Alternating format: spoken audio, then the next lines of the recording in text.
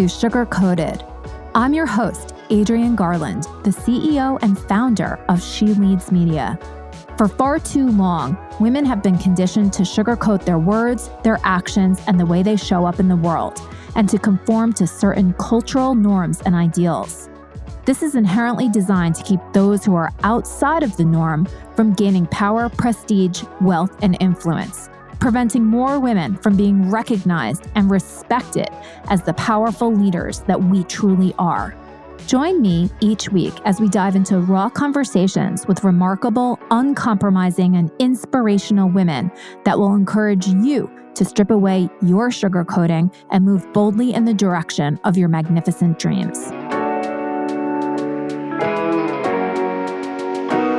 Hi, everybody, and welcome to Sugar Coated. I'm your host, Adrienne Garland, and I am beyond excited today to speak to my guest. Her name is Miranda Vonfricken, and she is freaking awesome. Miranda is the sparkliest LinkedIn trainer ever. She's obsessed with the energy of how we, as women entrepreneurs, do LinkedIn for business. And she is going to drop some golden bombs of wisdom on us today. I just know it. So welcome to Sugar Coated, Miranda. Woo-hoo. Thank you, Adrienne. There's no sugarcoating today. I'm pumped. There is no sugarcoating in what we're doing today. So Miranda, you are the sparkliest LinkedIn trainer ever, but let's not start there. Okay. Let's start from how you got to be the sparkliest ever. Well, to be a regular LinkedIn trainer, it actually started in my 9-to-5 experience back when I was an HR leader recruiting talent for the organization I worked with. I used LinkedIn as the platform to draw in new hires and meet awesome people. Then I got laid off. And so that made me less than sparkly. However, I knew it was my time to take my show on the road and be my most sparkliest that I possibly could be now that I had the freedom to be able to truly be me and not be the face of a different corporation. So I became sparkly over time, although that is my true personality. But as I got more comfortable speaking to large crowds or audiences and training different organizations and entrepreneurs on the power of LinkedIn and now personal branding, I let my light shine just a little bit more. And actually, I added the sparkliest piece on my LinkedIn about 2 months ago. So I had always been sparkly, but I'm feeling it more than ever these days. Oh my gosh, I love it. So when did you make the transition to entrepreneurship? So I was a side hustler for quite some time. So it's been about 10 years or so. I'm a certified life coach. I've got a master's in motivation. So I have been speaking and coaching female executives and not so much entrepreneurs in the beginning, but training employees and hiring managers from a very early on in my career, probably like 2007, 2010. I was doing the life coaching and the speaking thing, but it was always extra. It was a side hustle to my corporate experience. It wasn't until I'd say about 4 years ago, I went full time as an entrepreneur where I felt completely comfortable in my own skin, to be honest. It was more of a personal decision than a professional one to be able to go out and do this and have the confidence to make money and to match or exceed my 9-to-5 salary. I've got kids, one's in college, one's in all the sports camps. They're expensive. Yes. So I felt confident enough in myself to be able to shine a light on the skills I bring to the table and be able to sell that, market myself, and become a full-time entrepreneur. That's amazing. And I think this is an area that so many women struggle with. You know, that we definitely have the passion for what we're doing and we want to make a difference. But the thing that I think holds us back is this getting visibility for ourselves, right? Yeah. And it does start with having the confidence to choose the mediums in order to get that visibility. So is that something that, you know, you said that it took you a little while to get there, even though I would say that you are probably someone that always had confidence. So the fact that you needed to build up even more confidence, imagine somebody who might not be as confident as you. Can you give some advice to women? Because getting visible, whether you're working at a job within that company or you're doing a side hustle or you're starting your own business, visibility is the key to success. It is. Yeah, it is. Yeah, you have to be seen to be paid. Exactly. So what are some of the things that either you did or that you advise some of the people to, get that confidence? You're a motivational coach, right? So you motivate people to do these things. What are some of the things that women can do to get themselves into that space? Yeah. So it's funny. Visibility has been my jam since I was like 5 years old. I have no problem getting seen or being heard. It was actually my corporate experience that took that away from me. So for me, the first piece turned out to be get in the right environment. Right. So I was in the wrong environment. The corporate space was not my jam. I would walk around. I actually worked in technology, the industry, and human resources. But walking around engineers, they thought I was crazy with my pink glasses or my pink shirts. And I often wear tutus when I'm on stage. And they just thought I was bonkers. Some of them thought it was fun, but it was hard to be taken seriously when I was being completely myself. So I kind of dulled the sparkle. I kind of held back. And that word professional, quote unquote, popped out a lot in my reviews where people would say, we'd like you to act a little more refined, professional for the environment. And I'm like, fuck this environment. However, I didn't feel confident enough to actually leave the environment. So for me, I think God just kicked me out. He was like, go get laid. You're getting laid off. You're not meant to be here. My thought is always when the universe knocks, if you don't answer the call, they will kick you. It will kick you out. The spirit guides were like, get out, girl. This is not for you. So being in the right environment, I think, is key. And that's something we have a little control over, don't we? We can say, this is not for me, or I don't feel myself in this space. So whether it's being an employee or being an entrepreneur, maybe you love being an employee. It's just at the wrong location. It's in the wrong industry, or the wrong leader actually seems to be a lot of what I hear when I speak to employees. It's the wrong leader, not understanding them. So get in the right space, find the right environment. Once I did that, I felt very free to grow and expand, which is what I was meant to do. I wasn't put on this earth to shrink down, to be less than who God made me to be. I was not put on this earth to be quiet, or even that word professional. I mean, I'm professional.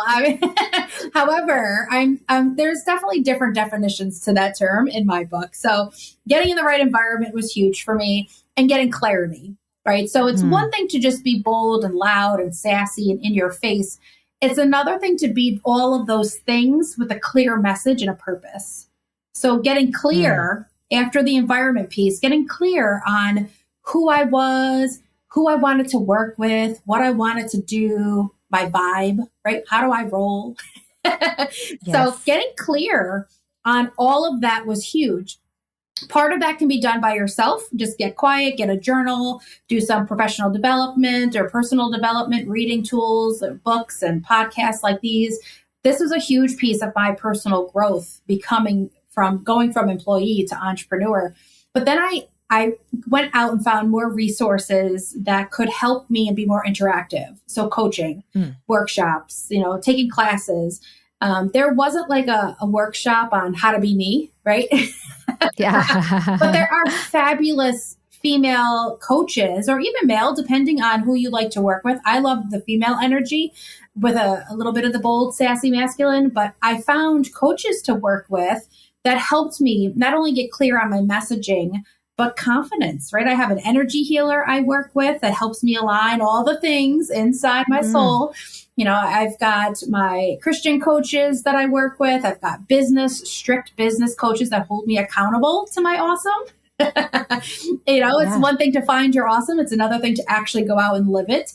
So getting some help was the next big step after getting clear. And it almost kind of went hand in hand with getting clear, because some people can really figure it out on their own, or they already know it and just have to go take action on it. Some people need a little extra help to finding it and clarifying that. So when we go out to the world to express it, when we're ready, it's not just a jumbled mess. You got to be a little clear. So it was the environment, it was getting clear. And then it was really embracing and embodying the who I was, who God made me to be. Again, he did not put me on this earth to be quiet. I have a voice and I'm using it. And so once my message got clear, I did some of the detailed things, like which platform do I want to live on? What social media wise, who do I want to work with and how am I going to reach them? So I got really clear on the granular businessy type things. And then I just embodied it as a woman, as a coach, as a speaker.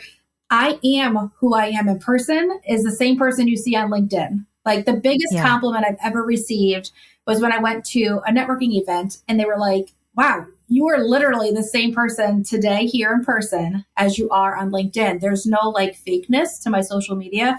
So I literally embraced and embodied who I was meant to be, who I said I was, and I proved it to the world. Gosh, you've said so many incredible things, and that really is such an incredible guide. I do love the advice of get in the right environment, because what happens as women is we think that there is a certain path to success and we put ourselves into the wrong environment, not knowing it. We definitely don't do that consciously. Right. And then when we start to get those feelings like you described, oh, I don't fit in here, or, this isn't for me, this doesn't feel good, we ignore those messages because we're socialized to be, what's the word? Just not create, waves, right? So we ignore. And then I think what ends up happening is we start to distrust ourselves. So the advice to, grow, expand, get clear, it's almost like getting back to ourselves and listening to those voices and those messages that are coming from that deep knowing of, who you are. So clearing out all of those societal messages and the social conditioning and all of that. That is something that, we really need to do, especially for those of us like me who were socialized through the corporate world. You do have to put yourself aside in order to fit in. Yeah. You have to do a lot of unlearning. A lot of unlearning. Yes. And it happens a lot of times without you knowing. Yeah. So that has been something for me on my entrepreneurial journey that I've had to do a lot of unwinding and unlearning and feeling like, am I comfortable being me? Because being me in a corporate environment was a threat. Yeah. So it's like your system too is sort of on high for oh my God, what's going to happen? Yeah. So I can just imagine how many women, women who've been in corporate feel like this.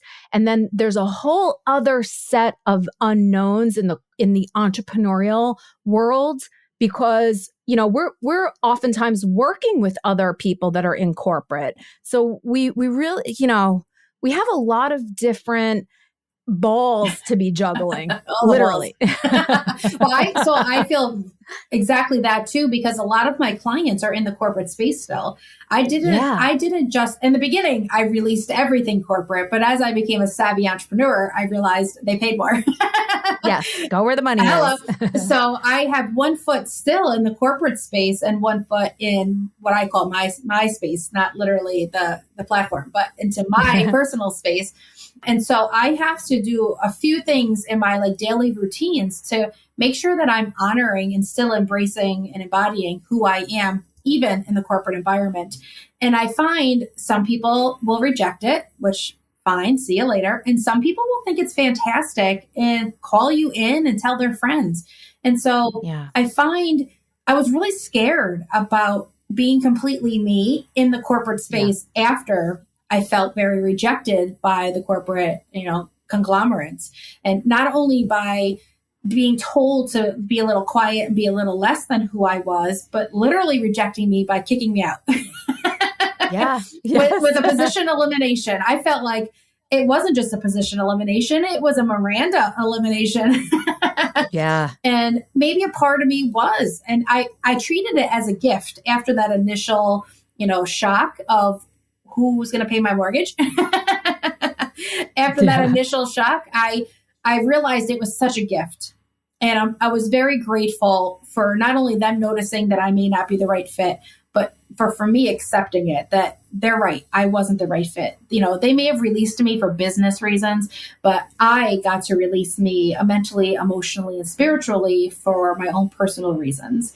And now I can confidently go back into an environment that's very corporate and just be me, because I am completely who I am, and all the places they found me, social media, email, all that good stuff, referrals. Like, nobody's going to refer me and say, oh yeah, black suit, button up, very respectful. I mean, I am respectful. I mean, I'm being silly with that stuff, but I'm going to go in and I'm going to wear pink or high heels or sparkly sneakers, depending on my mood. Sometimes I wear flip-flops. I don't even care.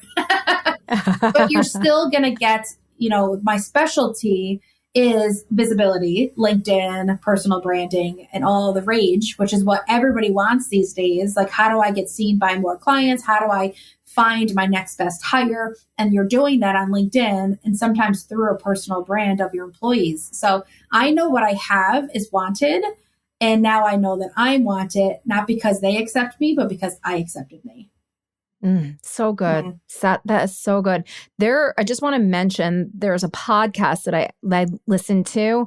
It's not by a therapist. It's by this wonderful woman, but the podcast is called Help Me Be Me. Ooh. It's like the best name ever. Help Me Be Me. And it's just chock full of practical advice for life, for business, for everything. And I wanted to mention that because I do think that so many of us do need help being our own authentic, genuine selves. So transitioning, or because the audience is specifically women entrepreneurs, right? And yes, there are women leaders that are our listeners, but it's primarily women entrepreneurs that listen into Sugar Coated.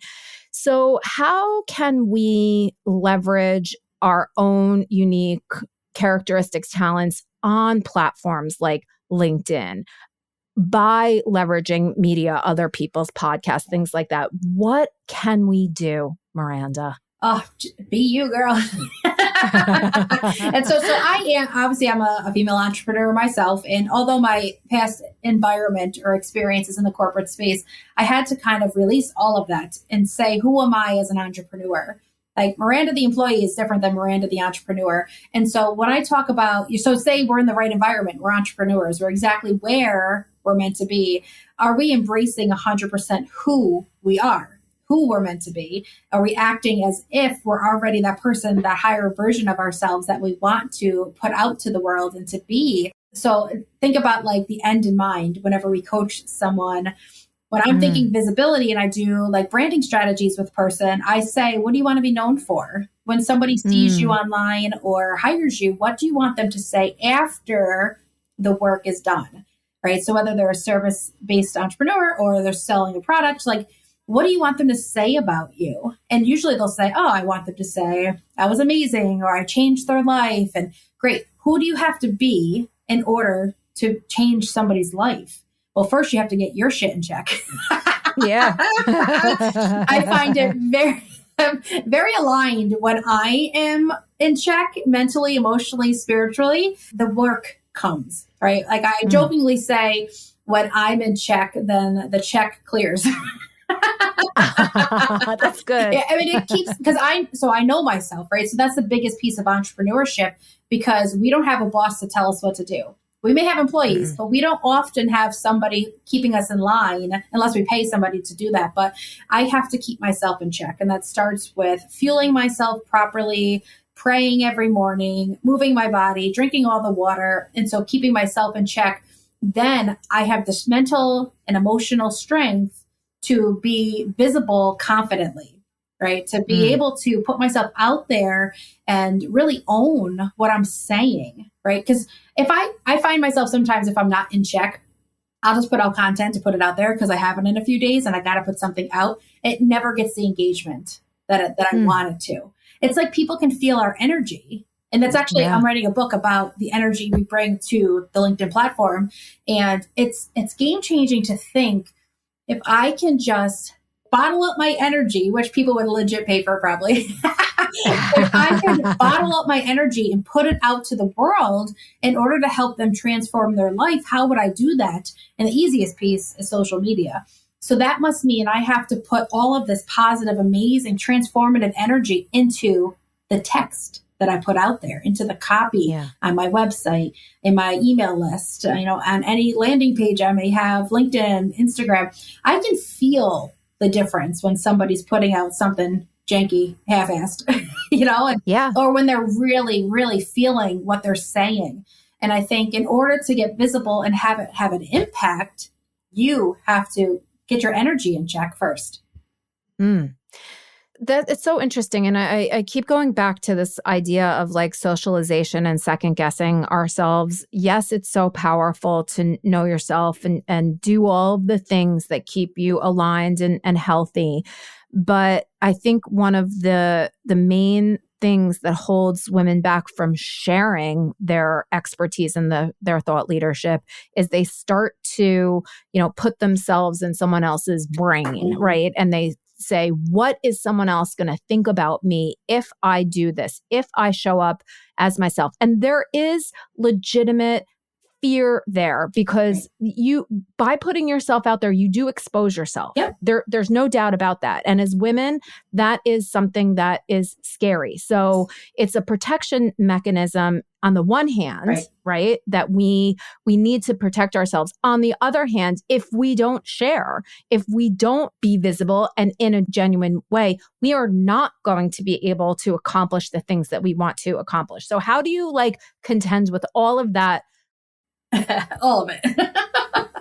All of it. Give me the answer. It was actually very scary in the beginning to be completely who I was. And it couldn't look like a 180, right? Because a lot of my LinkedIn followers were being recruited, right? I was recruiting them. So they were like engineers or quote unquote professionals looking to get hired, and hiring managers and people who potentially followed me for human resources advice and inspiration. So I knew right away I had to plan out the strategy.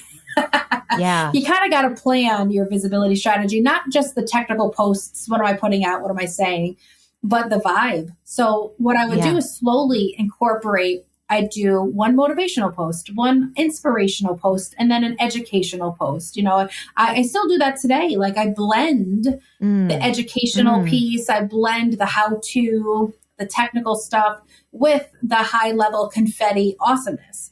Or I would save the posts for a how-to, and I would bring my energy to a live video.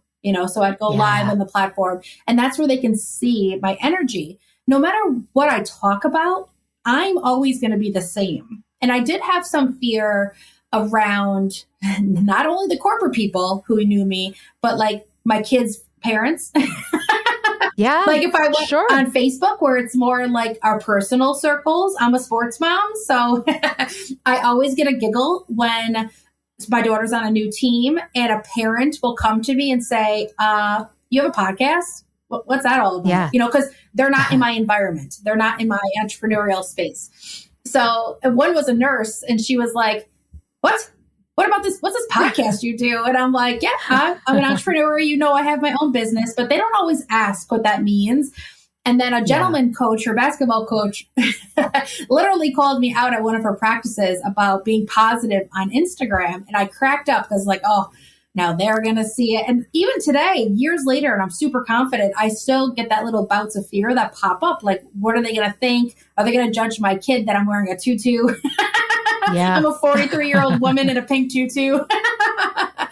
And so, the fact that I own it also means my family does too. But this is my brand. This is my business. This is who I was made to be. So it's that unapologetic part of me that tells me to keep going forward, keep moving forward. Like her basketball coach is never going to utilize my services. You never know. You never know. You are correct. But that's not my ideal audience. I don't speak to everybody. I'm putting my energy out and speaking to those who need me. And those who don't can unfollow or, just kind of dismiss and move on. But I remember early on too, when I was planning out, like slowly easing into who I was on social media, I had to ask myself a really tough question. Like, am I legit fearful because something can affect me or my family? Or is it bullshit? And is it just in my head? And so I would jokingly say, is this legit or bullshit? When I felt that, I actually had a keynote called Legit or Bullshit. It was about excuses. Oh, wow. But the same thing works for fear. What is the legitimacy of this fear? Or just brain dump. Why am I scared? Because you can be completely honest with yourself. There's some things we hold back, but 90% of us can be honest on paper with just me and my paper, right? Like nobody's looking at it. And then I can also say to myself, what am I really afraid of? And then just go deeper. Like, why am I afraid of that? And then why am I afraid of that response? And then keep going a little deeper to get to the true answer.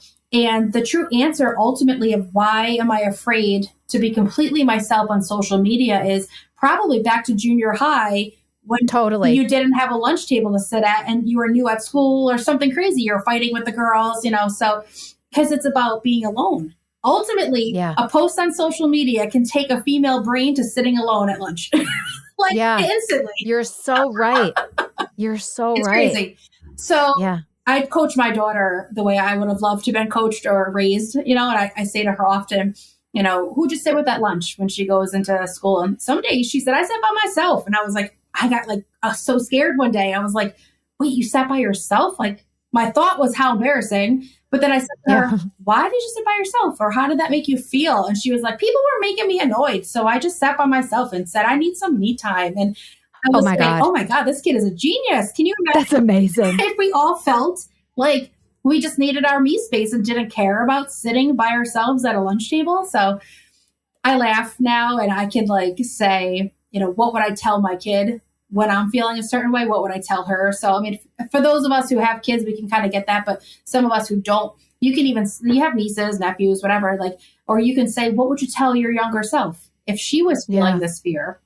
Like, are you literally afraid you're not going to pay your bill or your family's going to disown you if you put your truth out there? And if they are, they're not meant for you. God's got better people right around the corner. Because once we start to speak our truth, other people will flock to us because it's their truth too.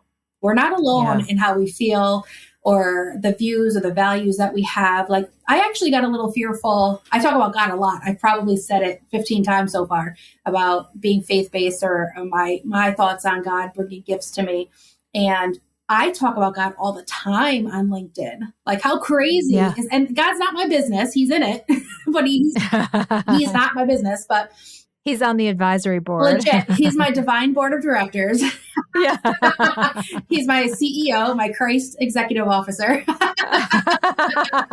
But to me, I don't even know what your thoughts are on that. And I'm just talking about it because I don't care. Like, this is me. You want to interview me? I'm giving you me. You know what I mean? So I did the same thing on LinkedIn. When I first started, I would name drop God in a message little by little, right? I would just kind of name drop. And then I started to say in my keynotes, I'm going to name drop Jesus once or twice and see what the crowd responds. And it, again, has nothing to do with my business, but it probably could really hurt my business if there's a company who is like, no, shy away from that. Don't even bring that up. But just yesterday, I had one of the largest organizations in the world, I won't say their name yet until they pay the bill, hire me to speak at their Christian group within the organization about being a light in the workplace. And I was like, whoa, maybe now God is my business. So totally. It was a beautiful moment. I talked to my husband about it. I prayed on it like crazy. And I was so proud of myself although it took a few years to get to where I am about expressing my faith, but now people are looking for me to talk about that. Yeah. And really, I'm a LinkedIn expert. That's my title. I'm a LinkedIn expert, personal branding evangelist. But here now, I'm going to get paid to speak about something my heart feels called to talk about. So I don't know. I think it's pretty cool. And for those of us who are introverted and shy and nervous about this and fearful, I would just say, like, why are you on this earth? And how long are you going to wait until you fulfill that call?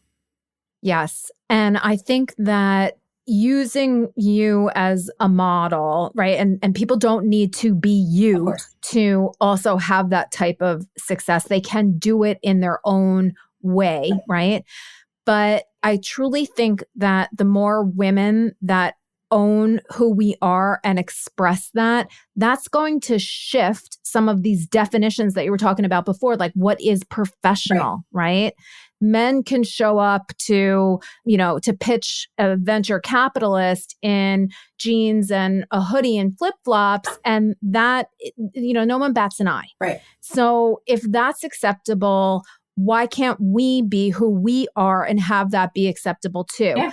If we don't speak up and if we don't put these things out there that are important to us, right, because they've helped us in some way, then how do we give permission for things to change? Yeah. Things are going to always be how they are until we start speaking up. Yeah. And, I also think that, unfortunately, as women get a little bit older, we do get this greater sense of confidence because we realize that, keeping quiet, trying to fit in everywhere that we go is number one, exhausting. Seriously. And it's just so tiring. And number two, it really didn't get us what we thought it was going to get us or what was promised or put forth to us. So it's screw it. We're just going to be us and kind of see what happens and let the chips fall where they may. Yeah. So if we can speak to maybe some of the women entrepreneurs that are younger, try to embrace who you are as much as you can, as early as you can. And if you face pushback and negativity and it stops you from ascending to wherever you want to go, like you said, get in the right environment, get out of there, don't stick around. It's not going to change. Just like an abusive relationship, you're not going to change that him, person, her, right? Whoever. Get out. Yeah. Yeah. 100%. That's a secondary message, something I don't ever talk about, but it's true. It's you're never going to change someone. You need to find the right fit. I've been talking about finding the right fit in your career forever. Yeah. And I've only started to really take my own advice in the last, I would say, 5 years. And one of the other things I wanted to mention, only because I'm so obsessed with this medium of podcasting, is LinkedIn definitely is a professional platform for 100% sure. Podcasting, I feel like, is such an incredible medium for women specifically because it does allow us to be more authentically who we are. We can talk about whatever the heck we want to talk about because it's our podcast. Yeah. And if you're a guest like you on a podcast like mine, where we are allowed to be who we are and say what we want to say, this is the way to get us comfortable. I'll take some of the things from what I talk about with my guests and on my own, and I'll post that on LinkedIn because I've sort of worked it out on the podcast. Yeah. So it's a great first step. Our own soapbox. Let's be honest. Totally. This is the meeting at corporate that we never got to speak at because we were silenced. This is one of my clients wrote a book called Unmute Yourself. And it was all because she thought she was on mute in a corporate meeting. And she was like, am I on mute? Nobody's listening to her. And so she now has a whole business based on that as a speaker. But it's so true. This is podcasting and our email lists. We own those. Those are ours. Listen, I love social media. Ours. They're ours. Hell yeah. If we can burn down social media like we used to burn our bras back in the day, I'm here for it. But there is a need. There is a place for social media. Of course, you can connect to more people, but drive them somewhere else. Drive them to your email list, to your podcast, wherever you own. I mean, that you're going to hear that advice from no matter who you speak with when it comes to being getting visible. Have something that's all yours that nobody can take away. You're not censored. You don't have to filter yourself. I can say what I want in an email, and if you don't like it, you can unfollow or unsubscribe. Same with our podcasts, but it will draw in exactly who's meant to be there. And you no longer have to be fearful. Like, there's some things I'd love to say on LinkedIn, but I still don't because I don't want to get banned. But I'll say it I too have a podcast. I will say it on my podcast, or I'll say it in an email, or I'll say it in a live video because they won't be able to find it.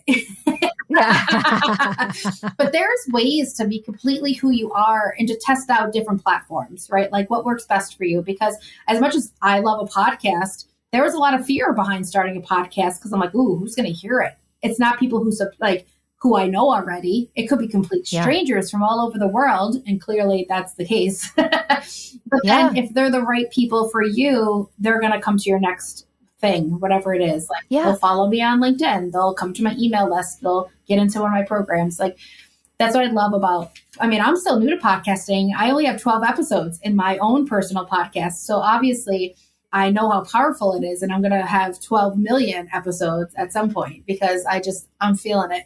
I'm drinking the Kool-Aid. Oh, it's so much fun. It is so much fun. And I want to put stars around and highlight the message of create something that is all yours. Yeah. Where do we have the opportunity to do that in our lives? Maybe our home and our family, right? That is our very own. And what do we do when we really, like someone? We invite them into our home. Right. They can see who we are by the way that we, decorate and the comfort level of the furniture in our house and all of that. A podcast is your home that you can invite people into and really show them who you are. And it, from a guest perspective and a listener perspective. And like you said, if they don't like something you said or whatever, they don't need to keep listening. But if they want to get to know you more, they can listen to a lot of what you have to say. And it builds this level of trust that you can't build anywhere else. You can't do that on Instagram. You can't do that on LinkedIn because those are other people's platforms, other big companies' platforms that, although I like social media for its purposes, they are literally making money off of you and me and everybody else that's developing and creating content on their platform, because then they sell that data and that insight to others. And so they're the ones that are getting rich off of you. Let's just keep that in mind. Let's just be serious here. Let's just really call it what it is. So yes, people are making money by monetizing and, all of that stuff. And that's great. But at the end of the day, those platforms are making a fuck ton more money off of you than you're ever making off of it. And here's the thing with podcasting too. Let's be honest. I can feel your energy from your voice. I can close my eyes, listen to the unless you're driving, don't close your eyes. I can feel that laughter we just had. Like they can feel our connection as, friends talking to each other. Like they can feel on the podcast everything you can't allow them to feel in copy. Trust me, like I'm a good writer, and I've been in many books, and I help people write content and copy all the time. But there's a different level to actually hearing my voice than there is. If I laugh, I can write, ha ha, and I'm laughing, or I'm giggling and you're like, oh my gosh, that's a deep belly laugh. Like it's a different level of connection. And on a podcast, I don't got to fluff my hair. I don't got to wear pants if I don't want to. I can be raw and completely myself and just express. Like I think our voice is our biggest gift. And using it to express ourselves and to command what it is we want out of life. It's just, I think it is one of the biggest gifts that we've been given as a human is our voice and our ability to use it. Agreed. And I wish that I could use my voice to sing like Kelly Clarkson, or actually the person who I would want to be like and sound like and sing like is Pink. Oh yeah, she's gorgeous. Oh, that voice. She's everything. Yeah. Oh my 100%. God. Yeah. It's funny you say that. So I had to I auditioned to sing in my church choir, and it's more like a band. It's like a rock concert there. And so they said, what is the biggest gift God's ever given you. And I put my voice, but it wasn't because I was auditioning to sing. It was because of the expression. We can make someone feel sad. We can make them curious. We can make them excited by the tone of our voice. Like there's so many different levels to just our voice that we're able to do. And it's true. It is the biggest gift, whether you're singing, speaking, like you name it, whatever you can do, it's a gift when it comes to our voice. So I highly recommend, and I jokingly say, because you mentioned the younger entrepreneurs, I say to them when I work with people a lot younger than me, I'll say, and I shock them a little bit, and I'll say, you're being completely selfish if you don't use your voice to express who you are, the values you have, and the changes you want to see in this world. Because, I mean, let's be honest, the younger we are, the more power we have to actually create change in our world. You've got more time than I do. A 20-year-old has more time than I do at 43. So don't be selfish and waste your time by not being who you are, because think about the compound effect. If you start speaking your truth and being completely who you are at 20, by time you're my age, wow, what an impact you probably made on hundreds, if not thousands of people in your life, or millions on social media. But me at 43, it's kind of like that saying, when's the best time to plant a tree? 20 years ago, or today kind of thing, right? Or now, yeah. So if you are 43 and you're just now starting to explore your truth and your voice, there's no better time like today so please go do it. Don't think you've missed your opportunity, because you have not. But for those young entrepreneurs, like, do it now, because there's people like me who wish I did it sooner. And I can only imagine where my life or bank account would be if I started speaking my truth earlier and didn't waste 10 years in an environment that wasn't made for me. Oh my gosh. I love that advice so much. And I agree with you too, because many of the people that are in this audience are the older women entrepreneurs that have had the corporate career, right? Yes. And there's a frustration. They're like, oh, did I miss the boat? No, you didn't miss the boat. I'm 53, so I'm 10 years ahead of you, right? Even though I don't act like it, and I never will. You don't look it either. Will not. Oh, thank you. You're welcome. But yeah, there is no better time than now, because the thing that we can offer is our wisdom, right? We've been there, we've done that. So maybe our ideas are a little bit more refined. Yeah. Maybe we can be more powerful because we do have that authority that we might not feel when we're 20, but absolutely the compound effect of your voice over time is so goddamn powerful. And another message to all women out there that I will not stop talking about is start investing and learning about financial literacy when you're 18, 19, 20, and start, because there's a wage gap for gender. And then if you are of any type of marginalized group, it's even worse. So the earlier that you can start saving, investing, and learning what that's all about, the compound effect of interest is the thing that is going to get you to a place where you don't have to be beholden to someone in corporate in order to, earn the level of income that you need in order to live in today's world. So invest early, girls. Do it. And it's not too late if you're starting when you're 53. Yeah, it's not too late. I mean, get a jump on it now. I mean, 53, we live to 100 now, let's be honest. Like, especially if you feel yourself properly, this is just the beginning. I mean, I heard life starts at 50 from a girlfriend of mine who's 52. And she's like, Miranda, it's besides our metabolism starting over, you're right about the wisdom. We've experienced a bunch of crap in our life, good, bad, ugly, and awesome. And to be able to take that and then start a business or even start a new career or to raise a family, we are so much more resourced than we've ever been, with the knowledge and the ability to get knowledge, right? Like back 20 years ago, 20 years ago, did we even have the internet?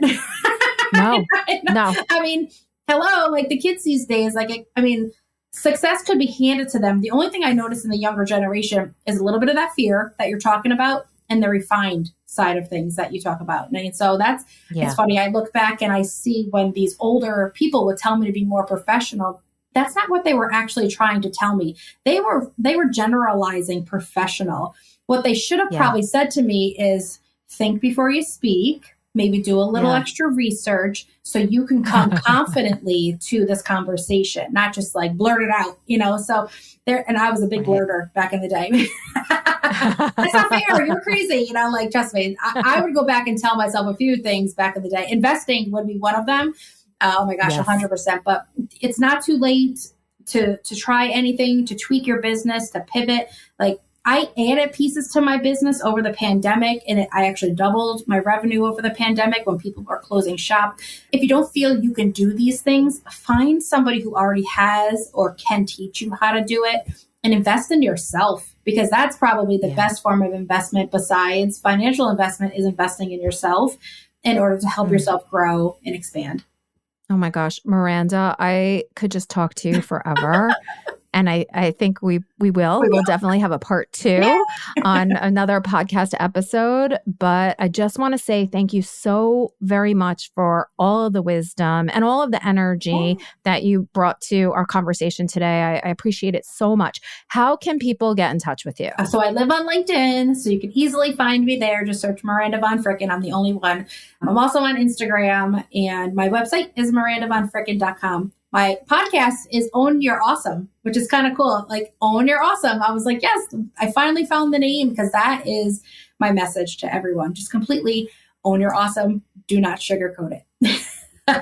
I highly recommend you listening into Miranda's podcast. And then another thing that I've been saying often is for women to help other women, if we can give each other these 5-star ratings and reviews, that's going to help us all to spread the message, spread our thoughts, our ideas, our opinions. It's sort of like the only way that we can do it. So make sure that you not only listen, but you also take a little bit of action just to give a little back to the people that are creating the content. So Miranda, thank you so very much. And I just hope that you enjoyed this conversation as much as I did. Definitely did. Thank you. Okay.